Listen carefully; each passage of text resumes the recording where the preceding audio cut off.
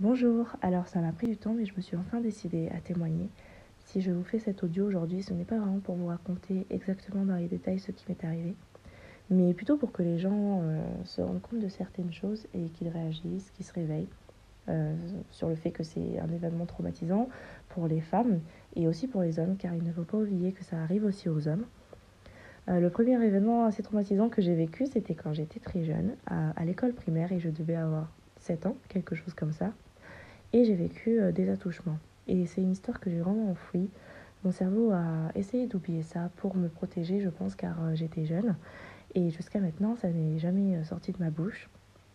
Le deuxième événement que j'ai vécu, ça s'est passé pas plus tard que l'année dernière, en 2019.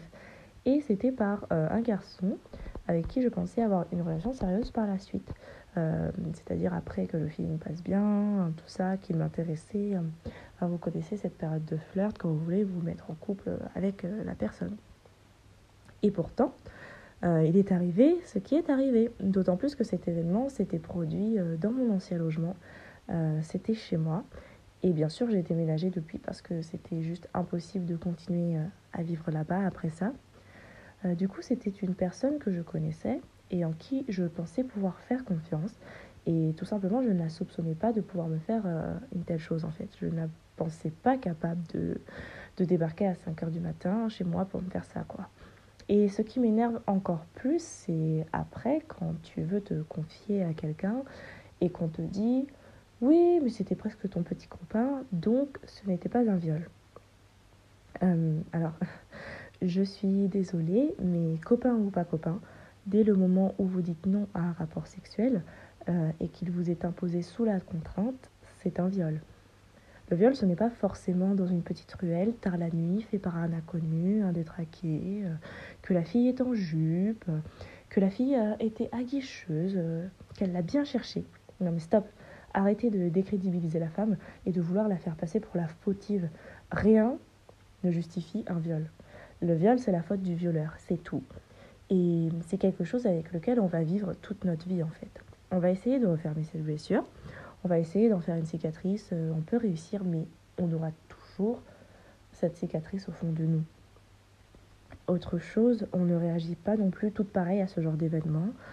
Certaines ne veulent plus avoir de relations sexuelles du tout, certaines sont dégoûtées, certaines se sentent sales.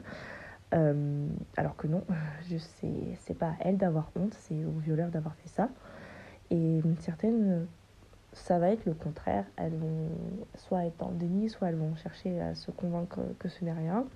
Certaines vont aussi chercher à enchaîner les relations sexuelles.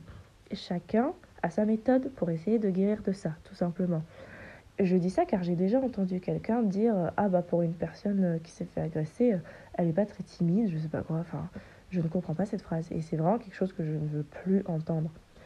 La dernière chose que j'ai à dire, c'est de ne pas se laisser abattre. Jamais. N'hésitez pas à porter plainte pour que ce genre de choses n'arrive pas à quelqu'un d'autre.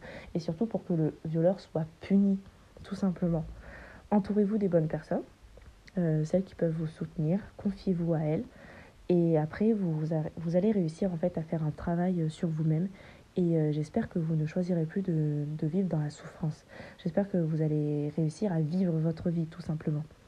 Vous allez trouver quelqu'un qui vous tirera vers le haut, qui vous aidera par rapport à ça et qui vous redonnera confiance en votre corps et en l'être humain tout simplement. Parce que des fois, c'est dur de sortir de ça toute seule. Je trouve très important d'être entourée. À l'heure où je vous parle, moi personnellement, j'ai un copain par exemple et je commence à retrouver l'envie et le goût de vivre de tout ça. Et les relations sexuelles se passent bien. Et j'ai aussi le projet d'avoir des enfants. Donc c'est possible de se relever de ça, juste n'abandonnez pas. On a tous une valeur et ne laissez personne vous persuader du contraire. Et surtout un grand merci à la page des sorcières de nous accorder ce temps de parole.